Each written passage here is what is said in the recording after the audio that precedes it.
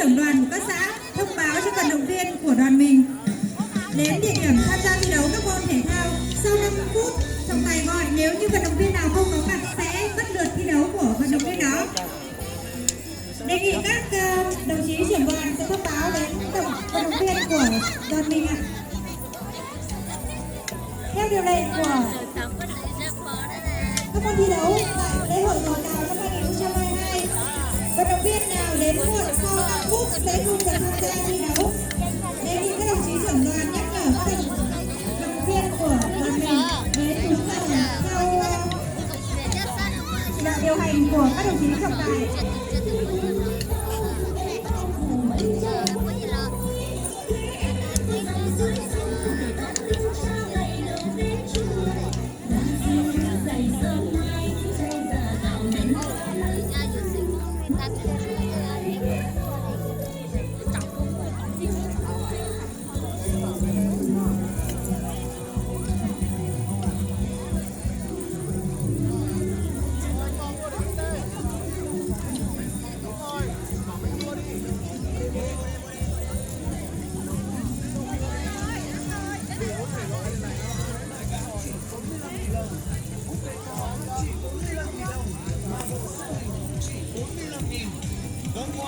Chẳng đòi quà, bố mẹ tâm lý vẫn xả vào mua. Không đâu mà rẻ bằng đây, không đâu mà xịn bằng hàng nhà em. Hàng tận gốc nên bán giá cực sốc, hàng tận nơi nên giá cả rất buông lơi. Đồng giá chỉ có 45.000 đồng một món, 45.000 đồng một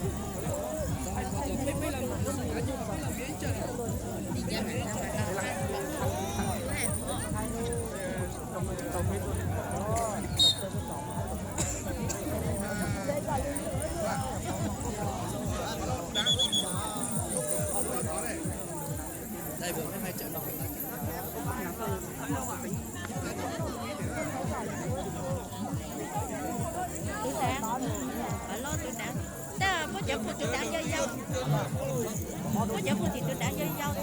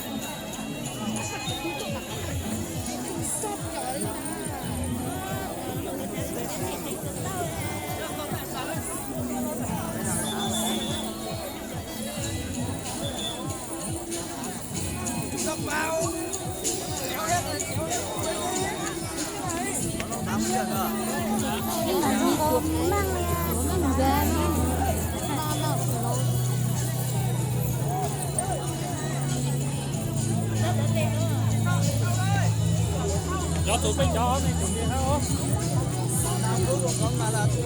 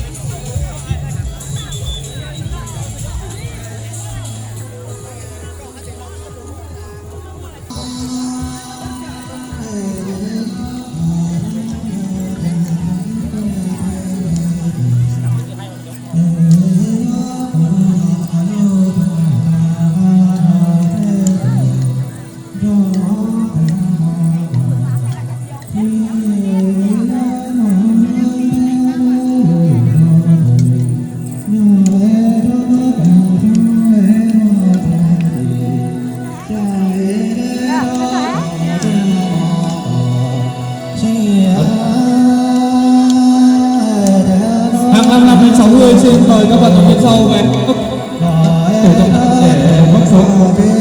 Giang A Cường và Bản Công, Mùa Sang Sào, Giang A Tuấn, Giang A Phu Tà Chi Láng, và Phan Tà Chi Láng, Giang A Đủ trận đấu.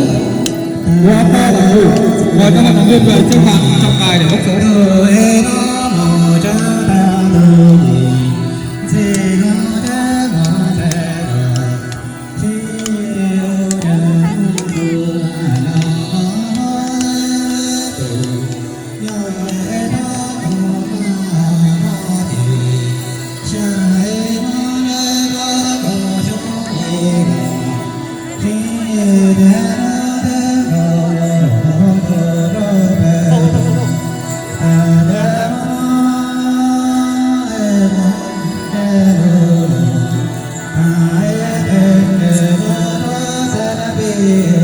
Oh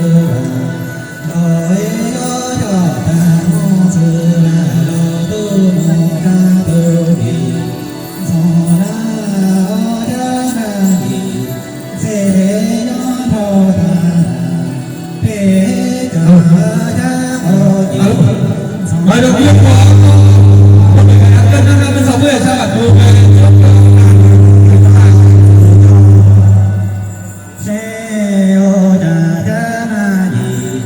về tổng trọng tài đẩy vai xin mời đồng viên của áo bộ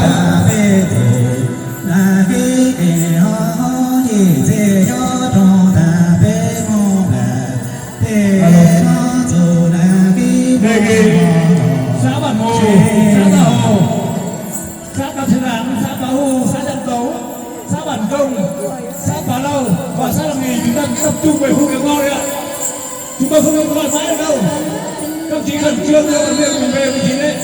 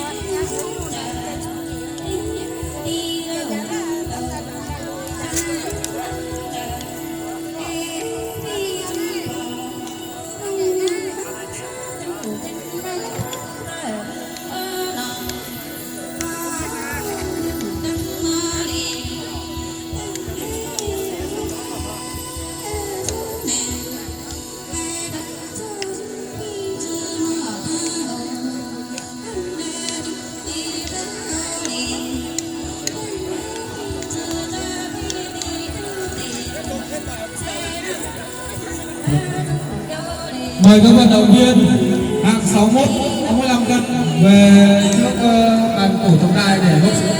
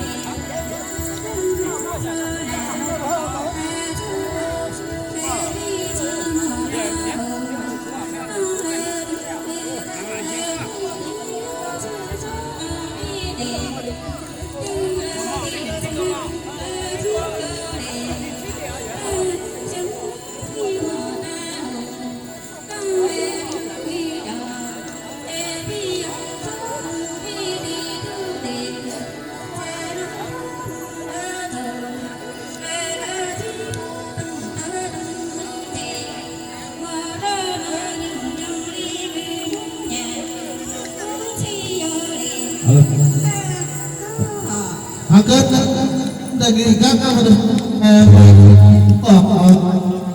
chúng ta không để phang chua hai các hàng số bản mù phang mang số bản công phang tăng sĩ đáng phang tu số bản mù giang dua số bản thảo châu số bản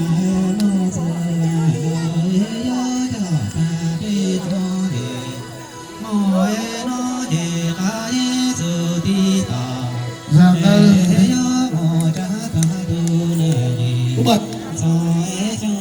Có 7 thôi. Không có 7 thôi. Có 7 thôi. Vàng Hà Giang. À đây, Vàng Hà Giang, sát sầu.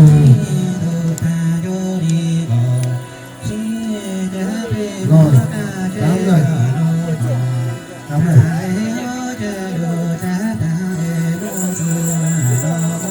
Ta đọc lại, Phàng A Chua.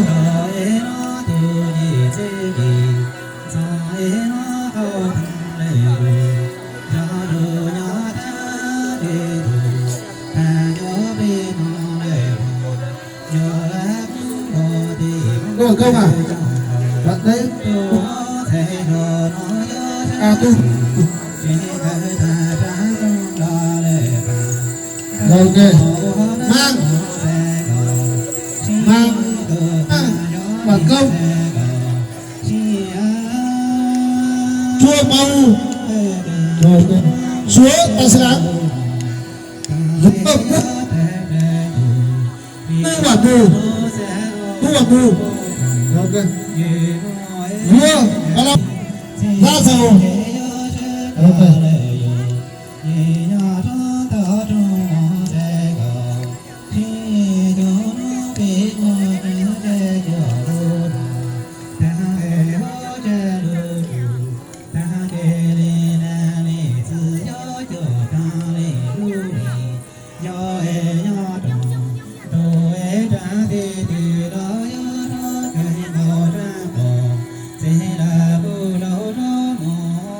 Xin trân trọng kính mời các quý vị đại biểu cùng toàn thể bà con nhân dân, chúng ta sẽ cùng di chuyển đến phía cánh phải của sân vận động để tham quan phần biểu diễn ra bánh dày của các xã. Xin trân trọng kính mời.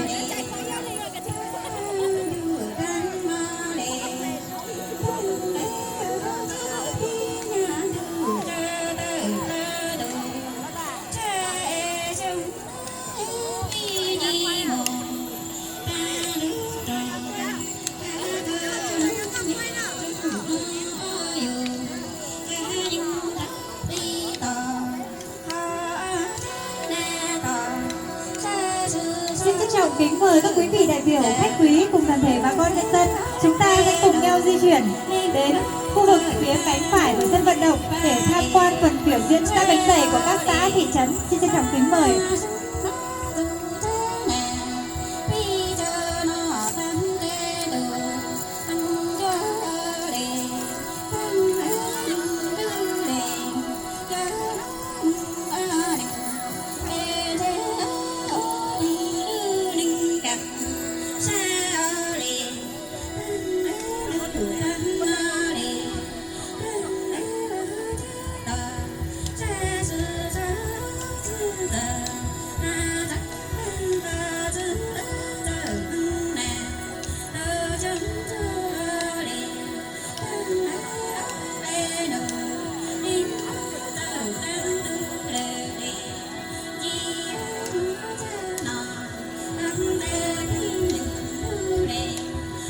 À, 6670.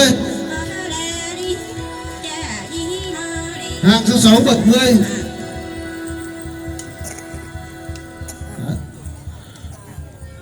Ok.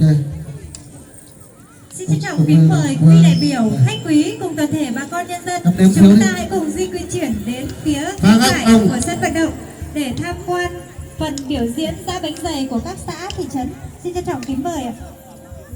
Ngắt chích sản mùa Áo An Châu Sông Ba Lao, mùa A Hồng Sơn sát sầu liều Hà An Nhanh bản công, hợp tỷ bản cấp, Hà An Châu tỷ.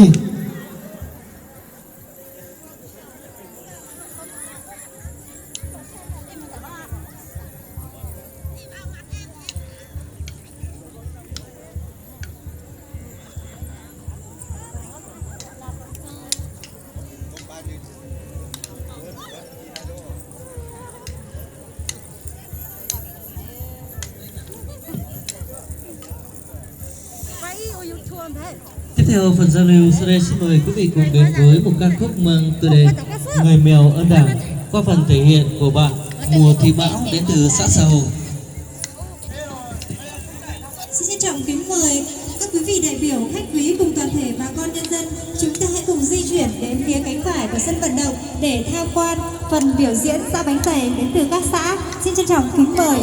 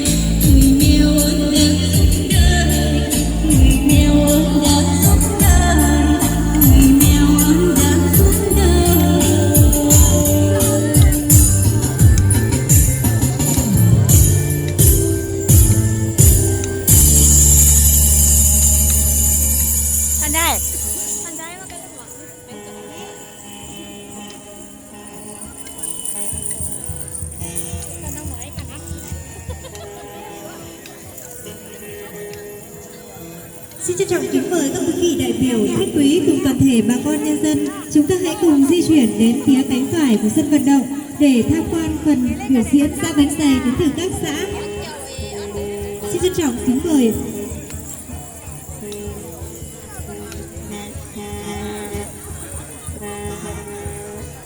Tiếp theo phần giao lưu văn nghệ, xin kính mời du khách Sùng Thị Gia đến từ xã Cát Thịnh, huyện Văn Chấn lên giao lưu tiết mục hát giao duyên. Xin trân trọng kính mời du khách ạ.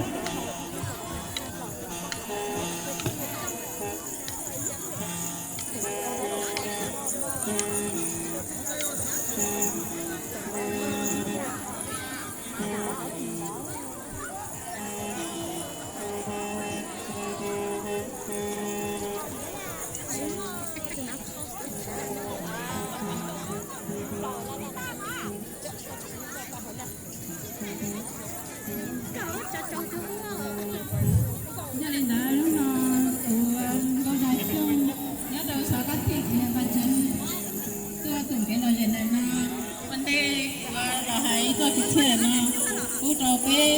kia là gì có sai nhở.